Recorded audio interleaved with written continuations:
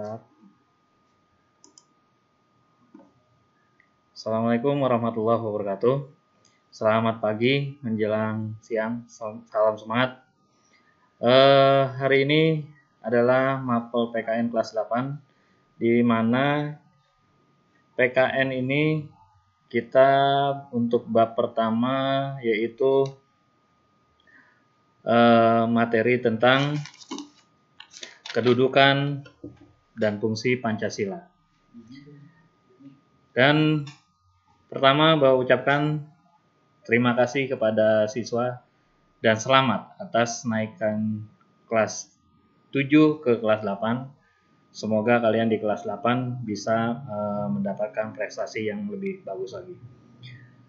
Pada materi ini, Bapak akan membahas tentang kedudukan dan fungsi Pancasila, di mana Pancasila ini kita mulai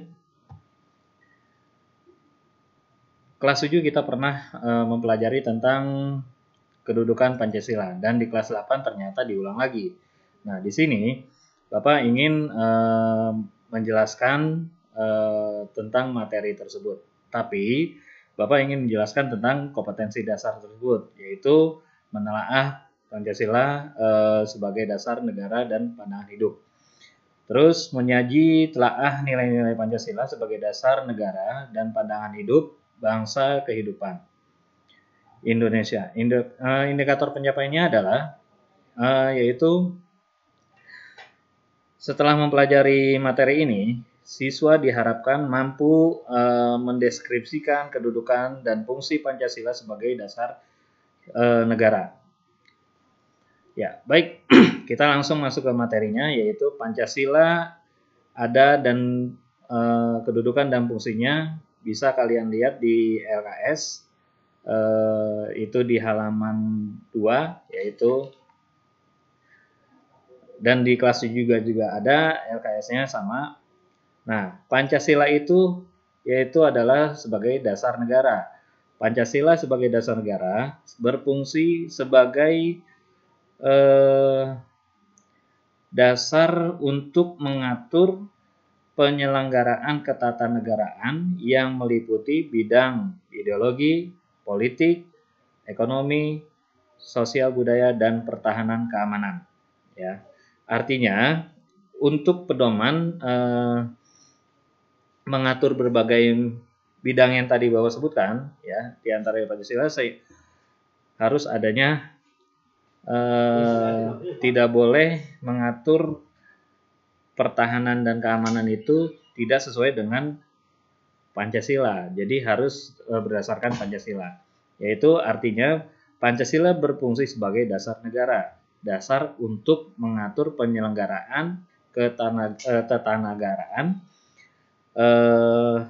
Itulah fungsi pertama dari Pancasila. Yang kedua, kedudukan fungsi dan Pancasila itu adalah jiwa bangsa. Ya, Pancasila sebagai jiwa bangsa. Pancasila sebagai jiwa bangsa berfungsi agar Indonesia tetap dalam jiwa Pancasila. Ya, setiap bangsa dan negara tentu memiliki jiwa. Dalam hal ini Pancasila menjadi jiwa bangsa Indonesia. Pancasila sendiri, ya, telah ada sejak bangsa Indonesia lahir, yaitu sejak proklamasi kemerdekaan, yaitu tanggal 17 Agustus 1945. Yang ketiga, ya, yang ketiga ini dari kedudukan dan fungsi Pancasila ini adalah sebagai kepribadian bangsa Indonesia yang seperti dijelaskan pada kelas 7. Pancasila sebagai pribadi bangsa Indonesia memiliki fungsi, yaitu sebagai hal yang memberikan corak khas bangsa Indonesia dan menjadi pembeda yang membedakan bangsa kita dengan bangsa yang lain, ya. Artinya Pancasila sebagai pribadi bangsa yaitu ciri tersendiri oleh atau punya negara kita sendiri. Selanjutnya, fungsi dan kedudukan Pancasila yang keempat adalah sebagai sumber dari segala hukum, ya. Pancasila sebagai sumber dari segala sumber hukum, ya, berfungsi sebagai sumber hukum yang mengatur segala hukum yang berlaku di Indonesia. Semua hukum harus tunduk dan bersumber dari Pancasila. Setiap hukum tidak boleh bertentangan dengan Pancasila. Setiap sila Pancasila merupakan nilai dasar, sedangkan hukum adalah nilai instrumental penjabaran dari nilai dasar Pancasila. Artinya, dari peraturan-peraturan yang dibuat oleh pemerintah, menteri, dan lain sebagainya, itu tidak boleh lari dari Pancasila. Makanya disebut dengan Pancasila sebagai sumber dari segala sumber hukum. Berikutnya yaitu yang kelima. Yang kelima adalah perjanjian sebagai luhur. Ya, Pancasila sebagai perjanjian luhur telah berfungsi dan telah disepakati melalui Sidang Panitia Persiapan Kemerdekaan Indonesia tanggal 16 Agustus tahun 1945 atau PPKI, walaupun disahkannya Pancasila hanya oleh sebuah panitia persiapan kemerdekaan Indonesia, ya, tetapi PPKI sebenarnya adalah suatu badan yang mewakili suara rakyat, ya. Jadi Pancasila merupakan hasil perjanjian bersama rakyat, ya. Yang berikutnya, Pancasila sebagai cita-cita dan tujuan bangsa Indonesia. Pancasila sebagai cita-cita bangsa memiliki fungsi, yaitu untuk menciptakan masyarakat yang adil dan makmur, ya. Itulah yang ingin dicapai oleh rakyat Indonesia.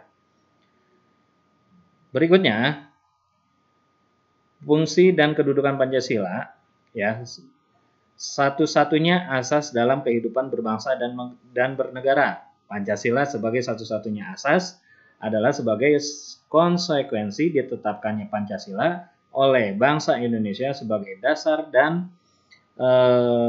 juga merupakan perwujudan melaksanakan Pancasila secara murni dan konsekuen.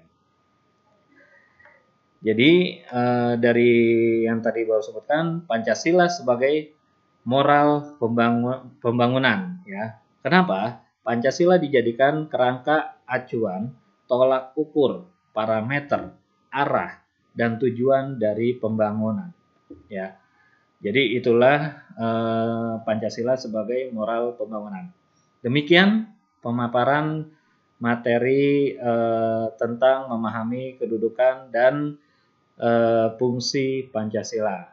Jadi nanti dari hasil paparan tadi Bapak minta kalian membuat semacam ringkasan yang boleh dicari secara online, nanti dikumpulkan pada hari berikutnya. Demikian, kurang lebihnya mohon maaf. Wabillahi taufiq wal hidayah. Wassalamualaikum warahmatullahi wabarakatuh. Terima kasih. Semangat.